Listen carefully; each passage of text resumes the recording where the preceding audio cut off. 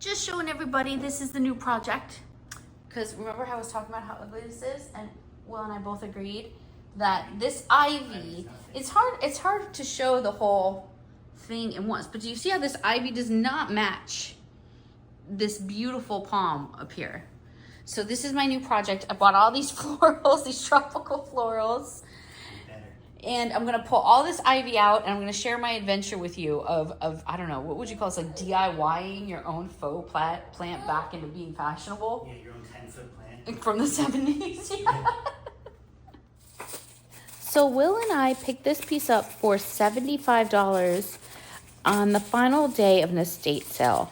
And it is about 8 feet tall, I would say. If not, no, it might be taller than 8 feet tall. It's taller than a standard door. It might be more like 9 feet tall, but it's a beautiful piece. I mean, when it was originally purchased, it was probably closer to $300. These days, you're not finding something like this for less than $600, not $6. But as we were talking about earlier, we use it in the background, or I've been using it in the background of some of our Find the Value game videos. And I've even commented on it during those videos that it just does not look right. It looks like sawgrass coming out of ivy, and it's just kind of this strange effect. I don't know why the ivy is there. It's not tropical at all. And since Will agreed with me, we were like, let's get it out of there and let's see what I can do to make it better. So I went to Micheal's, I picked up, and I'm not sponsored by them or anything. I'm just saying that's where I got the florals if you're looking for them. I think the ferns were called like Boston ferns or something. But I went there and these were on sale. I just picked up a bunch of summer tropical florals that were on sale. And I tried my best to work them into the base. You'll see the result in the end, and I think it actually turned out really, really well. It definitely has more tropical vibes now. It feels very updated. It's prettier. It's more lush for the background of the videos, if we keep using it for that.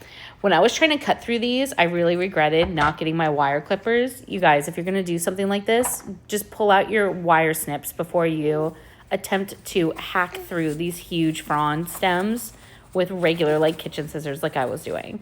I did bruise my finger a little bit. But as you can see, I'm getting to the part where I'm almost done with the foliage here.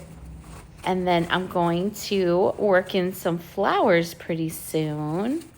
If you like these videos, you know, our vintage thrifting videos, our treasure hauls, our find the value game, please hit like and subscribe. It means a lot to us. We're trying to get to 1,000 subscribers. If you like these DIY videos, if you want me to just show more like behind the scenes stuff of like how we make the channel more presentable and like how we do shipping procedures and stuff, I can do more stuff like that too, for sure. Just hit like and subscribe. So I felt at this point that it had enough like lushness, but I did want some big drama in the back. So I had those really big, like almost like monstera leaves. I kind of panned up to show one on the far right there. And then this little gap in the front. I did leave a little bit of that ground brown moss showing through because I thought it added like another visual layer, another texture. I had to work so hard to get that one in there. I remember that one. That one was hard. I was like manhandling it down into the foam that was in the base of this pot. But this is like one of those things you could definitely do. I've shown in other videos more at estate sales, like us picking up faux fake plants because they're so far less expensive at something like an estate sale for much nicer, better made pieces that are older than what you're going to find, say, like at a TJ Maxx or a Home Goods today as far as like fake plants, which are really expensive now and smaller and not made as well generally. So here's an idea of like what you could do. You can pick up a faux plant and then just go pick up a few modern florals to update it with and dress it up with and kind of change it into whatever you want. And I think I still ended up saving close to $300 or more overall between the piece and then the florals I decided to pick up and just redo the base myself with.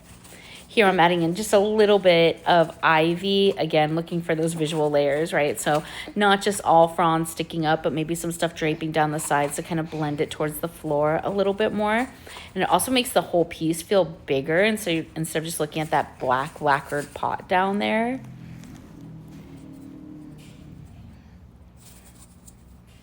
I kind of like, I'm not sure how long the whole thing took me. I did speed up the video. I want to say all told, it probably took me 45 minutes. I mean, this wasn't that time consuming. I think the hardest part was really cutting some of the stems like down to the sizes I wanted. And that was, again, my error because I didn't go grab the right tool and I was trying to do it with scissors. Little pop of color here. Oh, I thought I was going to take those off and like work them in to like where the ivy was hanging down, like just connect them to where the leaves were. But when I took the leaves off there, I noticed that it didn't leave like a little nub behind to connect the blossom to. So then I had to repair that, and then I had to put the blossom back on its original stem. But it was worth a shot. I mean, it didn't work out, but sometimes things don't work out. So I just fixed it and like propped it back up and it was fine. So I just put the whole stem in instead. I didn't want to do too much color. I really wanted it to seem more natural, like maybe something you would come across in the wild where you just like maybe have one really nice flower and then like this is more like viney flowers. Again, this was so inexpensive because I just bought one stem of that, I think for like $4.99 or $5.99 or something, and then cut it up to spread around the color. And it worked really well, and I think it looked way more natural not to have it all in a bunch like that. Putting in my purple.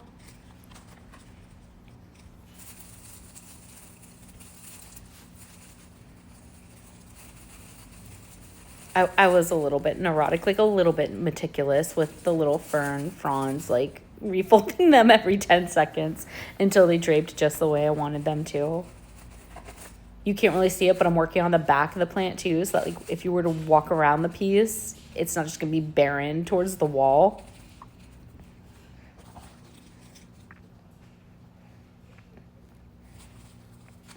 And there we go. I think I'm just sneaking in some blossoms a little higher up. You can't really see me working higher up in the tree, but you'll see the final effect here in a moment.